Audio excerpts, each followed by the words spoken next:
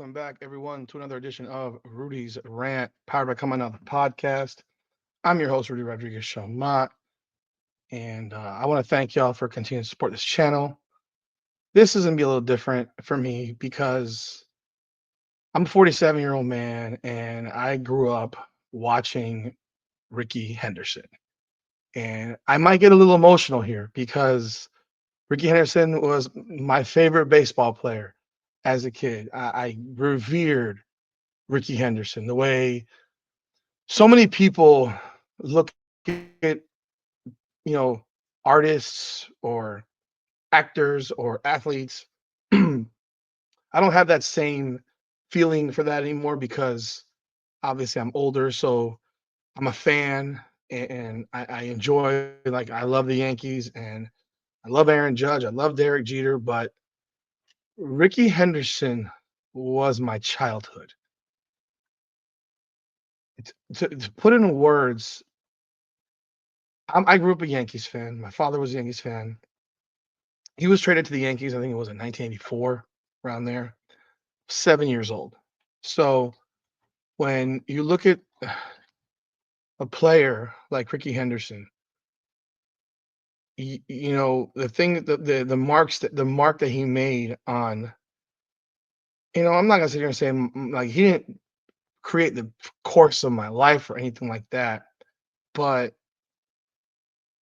I did everything that Rickey Henderson did. you know, from 1985 to 1989 before he got traded back to Oakland. I watched who I believe to this day is the greatest baseball player ever,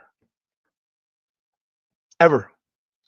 And people can argue it and people can say, oh, well, there are others that might have been better in their opinion. And I'll give you my opinion. I'll argue it to the end of days. Rickey Henderson, just an unbelievable baseball player. Like, I remember, trying to emulate his batting stance, squeezing the strike zone down to where it's the size of a thimble, trying to lead off of first base like him, where the arms are hanging down. And obviously, I'm not. I didn't have the speed that Rickey Henderson had, but of course, as a kid, I thought I did. Watching him with the snatch catch it like this, and bop, hit his leg, and my father been saying, "What is he doing?" And as you get older, you're like, "Yeah, what the hell was he doing?" Because you snatch it, the ball could either fly out of your glove or once you hit your leg, could potentially come out of your leg. And it did happen. I remember it did happen. I don't know how many times it did, but I remember seeing it happen. But Rickey Henderson, the power, the speed, the athleticism, and he was a great defensive player too. People might sit here and say he wasn't some elite defensive player. No, Rickey Henderson played center field for the Yankees. He played left field for the Yankees. He played center field and left field. And you know, while he didn't get tons of, a bunch of gold gloves, he did get one in his career in 1981. But this guy just, he was different. He was different. And while people would talk about other players a lot, here you got the greatest leadoff hitter in Major League Baseball history. I mean, it's not close. It's just not close.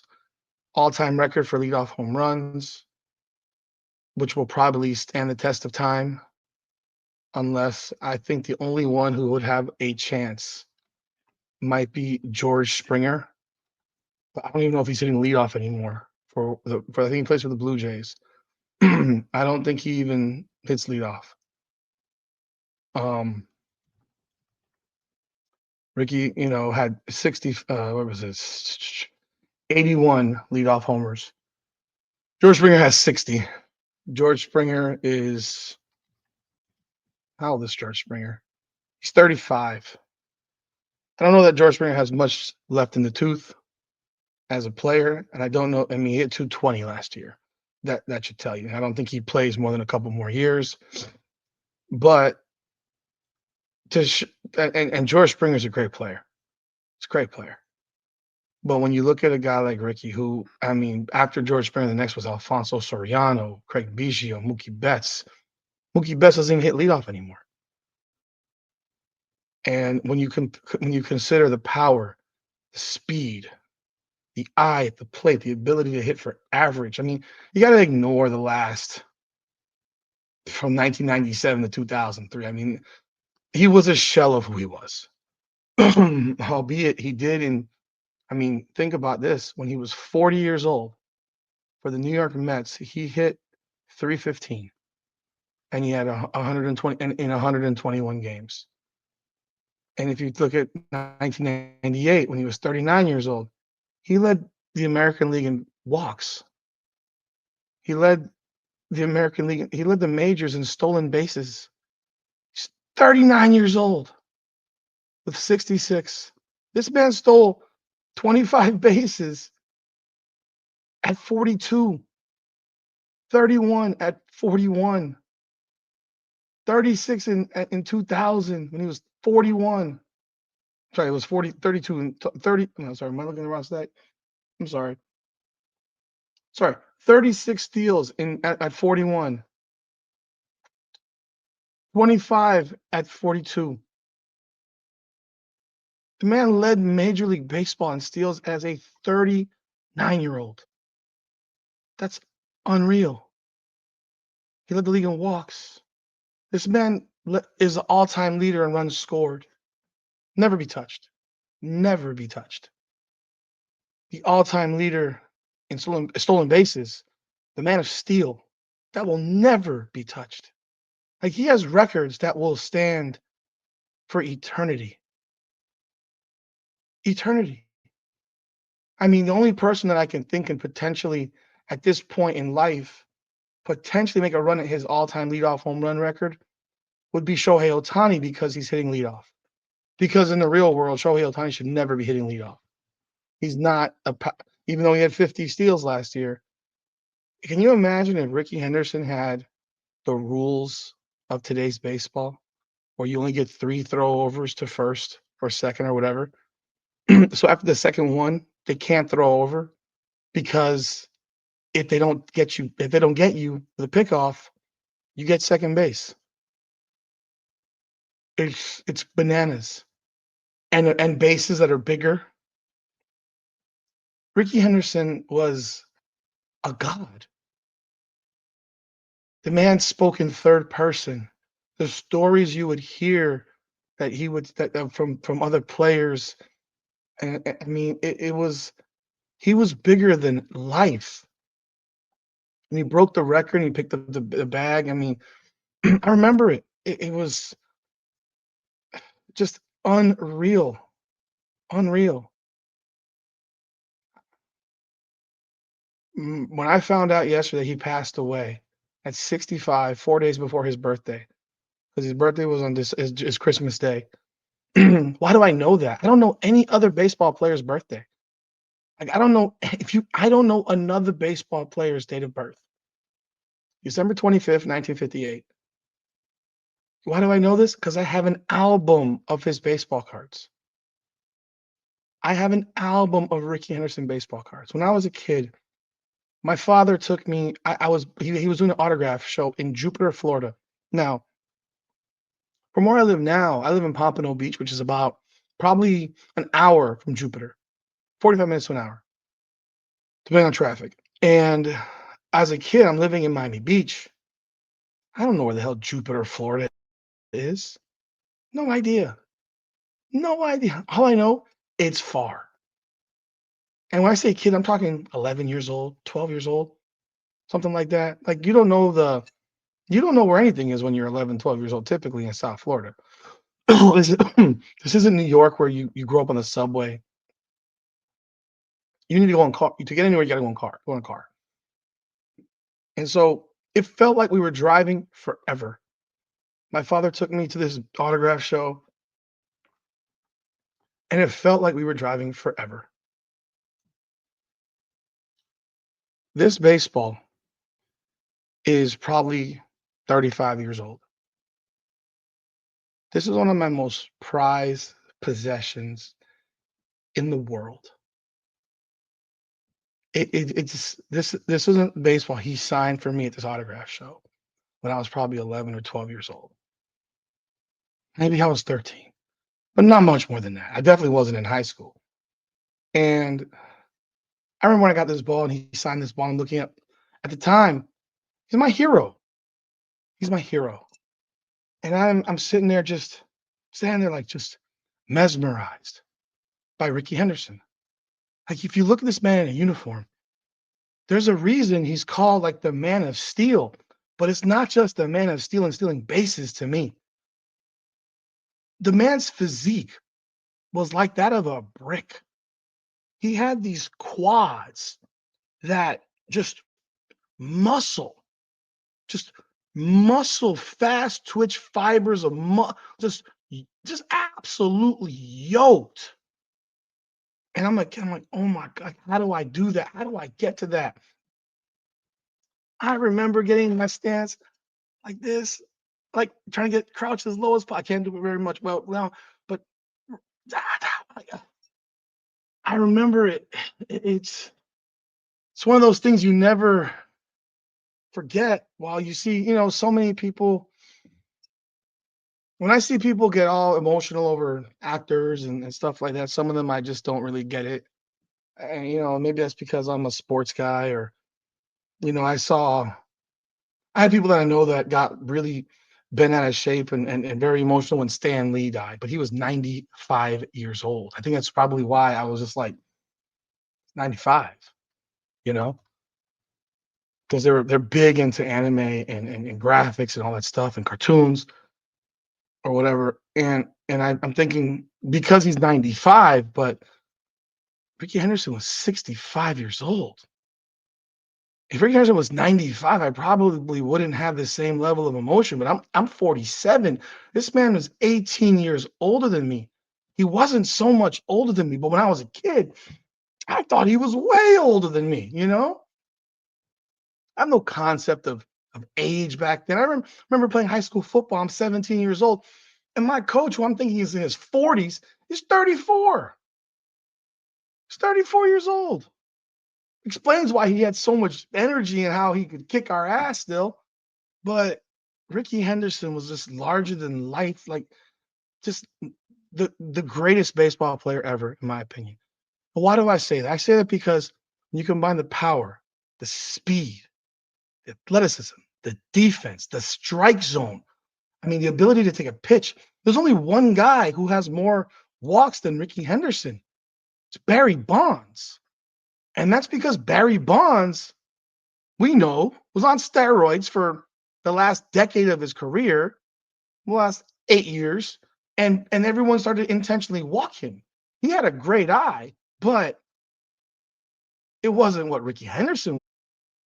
Barry Bonds got 1,000 of his walks after the age of 36 because he was all of a sudden this home run hitting behemoth. and he started getting, I mean, 1 year he got intentionally walked 120 times. As great a hitter as Barry Bonds was, we all know what a lot of that had to do with at that point in his career. He was an amazing baseball player. But everyone knows that he was on some stuff and people just stopped pitching to him. I mean, you think about this guy over the last, he had 330 walks, intentional walks in his last 5 full seasons. You had the season before that. You're talking the last 6 full seasons. He had 365 intentional walks because they were petrified of him hitting the ball 440 feet. But Rickey Henderson parlayed a low crouch batting stance and is second all time in walks. Well, he was the leader when he was done. But when he was finishing 03, he was the leader. But Barry Bonds passed him after that. you know, but my God, it's hard for me to take as a baseball fan. You look at, I mean, on base percentage for Rickey Henderson. I mean, 420, 408, 414, 419, 423, 411, 425, 439, 400, 426, 432, 411, 407, 410. This guy played forever. This guy wanted to play until he couldn't. I mean, he legitimately probably would have played until he was 65 if he could have, if someone would have given him the chance. That MVP season he had in 1990 with Oakland, just a monster year, 28 homers, 61 RBIs, leads the league in steals, leads the league in runs, leads the league in WAR, 9.9, 439 on base. And this is not, see, you got to think about this. Think about the fact that a 439 on base percentage for a guy who's not being pitched around, really.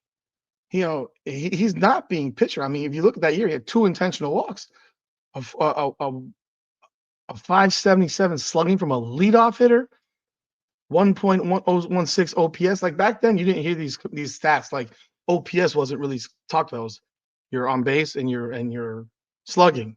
he leads all of baseball and on base. Leads all of baseball and OPS. He leads the league in so many categories. And it's just, the guy was incredible. The guy was absolutely incredible. One of the things about Rickey Henderson that he was really well known for was his quotes. Like, he would have these zany ass quotes or these stories, but I just want to read some of these quotes that he had in his lifetime, which or Rickey Henderson, because he would speak in the third person so often, which was hilarious, egotistical as hell, but just hilarious. Here's one. Today I'm the greatest of all time. Don't worry, Rickey, you're still the best. Nothing's impossible for Rickey. You don't have enough fingers and toes to count out Rickey. Rickey was never motivated by stats. He was motivated by numbers. Wins, runs, and steals. Come on, man. To all the kids out there, follow your dream. Believe in your dream, because dreams do come true. My impact on the game was going out there and making things happen. If my uniform doesn't get dirty, I haven't done anything in the baseball game. This is Rickey calling on behalf of Rickey. Rickey wants to play baseball. Well, Rickey's not one of them, so that's 49% right there. I don't know what that means. Rickey got a big ranch. Rickey got a big bull. Rickey got horses. Rickey got chickens and everything. And Rickey got a 20-gallon hat. Beats me. Rickey don't like it when Rickey can't find Rickey's limo. Like, this is this man speaking. My dream was to play football for the Oakland Raiders, but my mother thought I would get hurt playing football, so she chose baseball for me. I guess moms do know best. Lou Brock was the greatest base stealer, but today I'm the greatest. That was when he broke the record.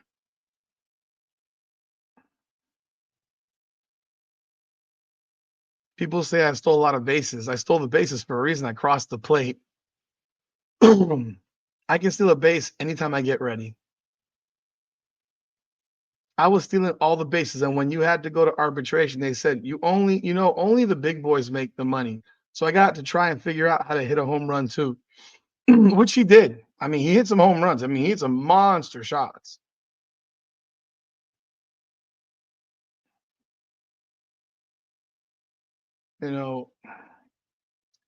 In baseball, you train the whole body except for your hips and your eyes. Rickey doesn't have albums. Rickey has CDs.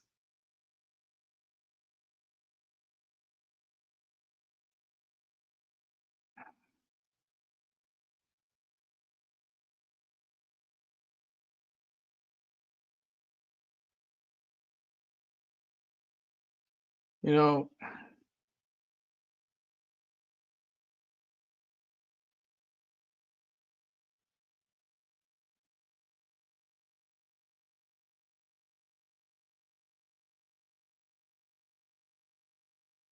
yeah, it's just, I'm just reading some of these quotes here that,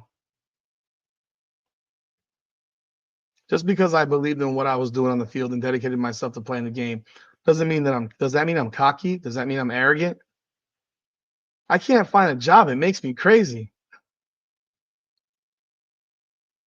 There was a story about him where he had $1 million signing bonus and he framed the check and never cashed it. Like these things are like these stories of him are hilarious. Before I go on this, I mean, like I said, I wanted to do my best to pay a tribute to the player that I revered as a child. And with him passing away, part of my childhood died yesterday. And people say, "Oh no, don't say that." No, no, part of my childhood died. Like like when your heroes go, it's one of those things that just makes you feel more. I don't know what the word is. I mean, I already feel that way because I mean, I have aches and pains that I never had as a kid and as a teenager, as a 20-year-old, as a 30-year-old. But I have them as a 40 in my 40s, and you're not. There's no invincibility. Your invincibility is gone. You look at a guy like Rickey Henderson, who's a sculpture, and probably at 65 was in better shape than I am right now. and probably stronger than me and can do anything that I wish. Probably runs way faster than I can run, even to this day. But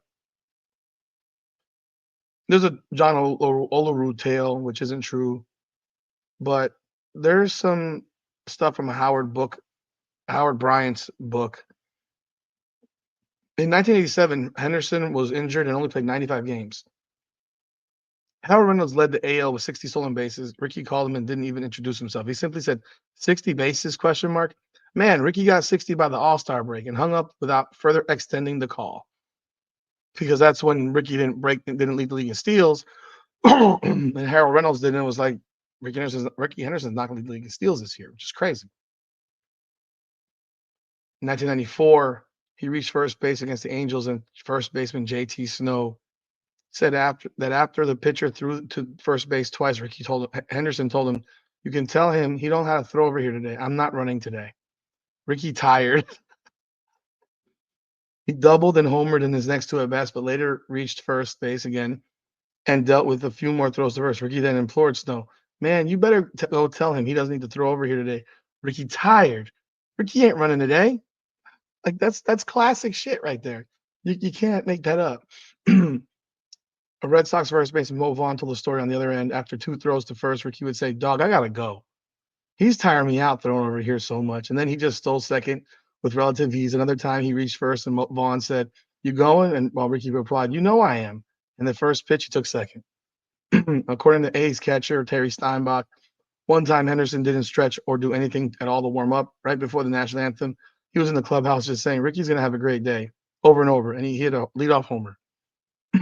The legend of John Olerud's story is a good one.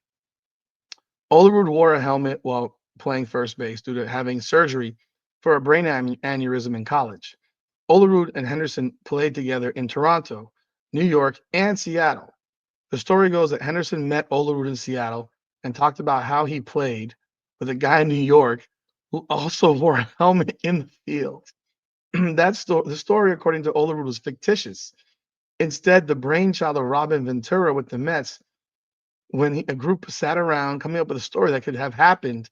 However, the wrinkle that makes this story amazing now is that Olerud said Rickey would tell people it was true, seeming to indicate he liked the story.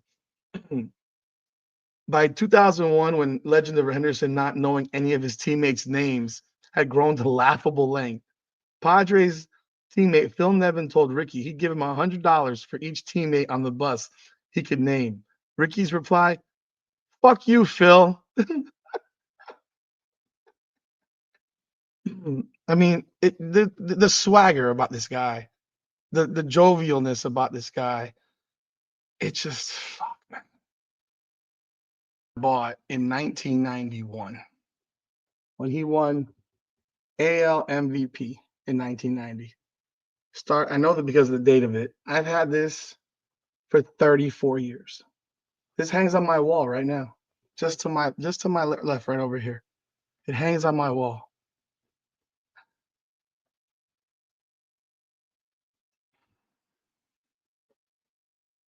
Like I have my baseball cards all upstairs in my closet. Like I still have them. I mean, I don't have everything I always have, but all my Rickey Henderson stuff, I still have it. This ball is 36 years old, 35 years old. Oh, this is more. This is close to 38. I mean, I'm 88, 89, around there. This is like 35 years old. This is 34 years old. I mean, folks, when I tell you Ricky Henderson is my favorite player of all, like I honored, like this guy was God for me. This guy was. I loved baseball as a kid. I love baseball now, but I played baseball as a kid, and everything I did was to look like Ricky Henderson. Rest in peace, Ricky Henderson. You made a mark on me that no other athlete has ever made in my life. And I thank you for being the greatest in my lifetime, the greatest baseball player I've ever seen. I've ever seen. Salute you, the GOAT. God bless.